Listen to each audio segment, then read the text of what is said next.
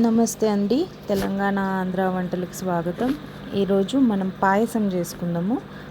దీన్ని దోస పలుకుల పాయసం అంటారు. దోస పలుకులు అంటే నట్స్ కాదు. ఇది వర్మిసెల్లి పాయసం అనమాట. కానీ మనకి రెగ్యులర్ దొరికే ఈ బ్యాంబినో కాకుండా పాతకాలంలో మన అమ్మమ్మలు నానమ్మలు హోమ్ మేడ్ వర్మిసెల్లి చేసి ఇంట్లోనే సేమియా తయారు చేసి చేసుకుంటుండే కదా, దాన్ని దోస పలుకులు అంటారు అనమాట. దాంతో పాయసం ఫస్ట్ అయితే నెయ్యి వేసుకొని ఒక కడాయిలో దాంట్లో డ్రై ఫ్రూట్స్ వేయించుకుందాం. కాజు, బాదం, కిస్మిస్, ఇది డేట్స్, సీడ్స్ తీసేసిన డేట్స్ అనమాట. అది వేసుకొని వేయించి పక్కన పెట్టుకుందాం. ఇది దోస పలుకులు అనమాట. మన సూజీ రవ్వ ఉంటుంది కదా, బాంబే రవ్వని మంచి నీళ్ళు పోసి మెత్తగా తడుపుకున్నాక దాన్ని ఇట్లా చిన్న చిన్నగా సేమియా లెక్క షేప్ ఇచ్చి దాన్ని మస్తు టైం పడుతుందండి. మేము చిన్నప్పుడు మా నాన్నమ్మ మమ్మీ వీళ్ళందరూ కూర్చొని చేస్తుంటే చాలా టైం పడుతుంది. అట్లా సన్నగా ఎంత సన్నగా చేసింది చూసినా అంత సన్నగా చేసుకొని మంచి ఎండ ఉన్నప్పుడు ఎండబెట్టుకున్నారంటే మీకు సేమియా తయారైపోతుంది. పాతకాలంలో ఇవన్నీ లేవు కదా, బాంబినో కానీ వర్మిసెల్లి కానీ. సో అప్పుడు ఇట్లా ఇంట్లో వేసుకొని చేసుకుంటుండేంట. మళ్ళీ అప్పుడైతే జాయింట్ ఫ్యామిలీస్ ఎంతమంది కూర్చొని చేస్తుండేనో ఎంతసేపు పడుతుండేనో కానీ మా నాన్నమ్మ అయితే మస్తు టైం పడుతుండే అని చెప్తుండే. నేను కూడా చూసిన మా మమ్మీ మా నాన్నమ్మ చేసినప్పుడు. సో ఇప్పుడు ఇది నెయ్యిలు వేసుకొని మంచిగా వేయించుకుందాం. ఇట్లా ఎర్రగా వేగినాక గిన్నెలోకి తీసేద్దాము. మంచి ఎర్రగా వేగాలండి, ఎందుకంటే కొంచెం పచ్చిగా ఉంటుంది అనమాట.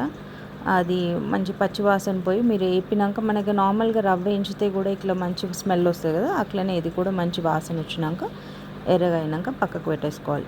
ఇప్పుడు ఒక గిన్నెలో నేను సాబుదానా ఒక 2 hours నానబెట్టిన ఆ సాబుదానా వేసుకొని ఫస్ట్ బాయిల్ చేసిన నీళ్ళల్లో. తర్వాత ఇప్పుడు మనం వేయించి పెట్టుకున్న దోస పలుకులు వేసుకొని ఇంకొంచెం నీళ్ళు పోసుకుంటా. నేను చాలా తక్కువ ఉన్నాయి కదా, జర బాయిల్ కావాలి కాబట్టి కొన్ని నీళ్ళు పోసుకుంటా. కొన్ని నీళ్ళు పోసుకొని ఇది మంచి బాయిల్ కానిద్దాం. ఎట్లా అంటే మనం వేసుకున్న సేమియా సాబుదానా ఇదంతా క్వాంటిటీ ఇంక్రీజ్ అయ్యి ఇది కొంచెం చూసినారా జర చిక్కగా అయింది, క్వాంటిటీ కూడా ఇంక్రీజ్ అయింది. ఇప్పుడు దాంట్లో పాలు పోసుకుందామండి. ఒక గ్లాస్ పాలు పోసుకుంటున్నా. మీకు కావాలంటే కొబ్బరి పాలు కూడా పోసుకోవచ్చు, అది కూడా బాగుంటుంది పాయసంకి. నేనైతే మామూలు మన రెగ్యులర్ పాలు పోస్తున్నా. ఈ పాలల్లో జర్ర ఒక నిమిషం ఇట్లా బాయిల్ అయినాక ఇప్పుడు దీన్ని చక్కెర వేసుకుందాం. కప్తో మనము పాలు పోసుకున్నాము అంత కప్పు నిండా నేను చక్కెర వేస్తున్నాను. ఇక తీపి మీ ఇష్టం అండి, మీకు ఎట్లా నచ్చితే అట్లా మీ ఇంట్రెస్ట్ని బట్టి మీరు తీపి వేసుకోండి. మంచిగా ఒక 2-3 నిమిషాలు మంచిగా పొంగు రానిద్దాం. చక్కెర గారికి పొంగు వచ్చినాక ఇప్పుడు దాంట్లో ఇంత ఇలాచీ వేసుకుందాం. దంచిన ఇలాచీ, ఫ్రెష్గా దంచిన ఇలాచీ వేసుకుందాము. మనం ఇంతకుముందు ఏపీ పెట్టుకున్నాం కదా డ్రై ఫ్రూట్స్, ఆ డ్రై ఫ్రూట్స్ అన్నీ కూడా వేసేసుకుందాం.